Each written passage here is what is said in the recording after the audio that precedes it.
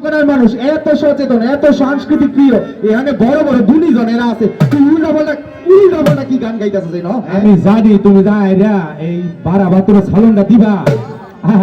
আসলে রাইতে তো বুড়ির লগে পাইছে না, অহন আইছে আমার লগে করবার লাগা। এত কোলা গাছ মরে এই জানে সবকে দেখে না, তাই তোমার বুড়ারি ভালো লাগে না। এ হারামজাদা, তুই কি আমার মদর কর? এই না বাড়ি কি উকিল মুন্সি হুমায়ুন আহমেদ, অনেক গুণী মানুষ আছে, আর তুই এ নয় উল্টা গান গাছ। হ্যাঁ, তোর কলজাটা কত বড়? হ্যাঁ ভাই, এটা কি টাকা? দুইটা ভোট দেওয়ার লাগবো, জীবনে শুনছি দুইটা ভোট দেওয়ার লাগবো।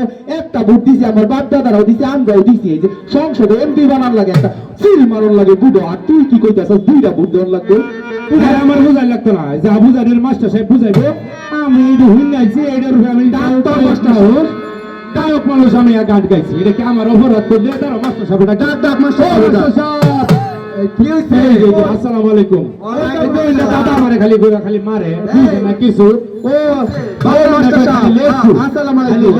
এই আমার নাতি মিজান না, এ হারামজাদা কি বলে উল্টা গান গাইতেছে? নেত্রকোনা কলজাটা দেখছুন কি হইছে? গণভোটের কিতা বলে দুইটা ভোট দেওয়ার লাগবো। ঠিকই তো কইছে। এলা কেমনে ঠিক কইছে? 12 ফেব্রুয়ারি হ্যাঁ, জাতীয় সংসদ নির্বাচন। এটা তো জানি। এই দিন দুইটা ভোট হইব।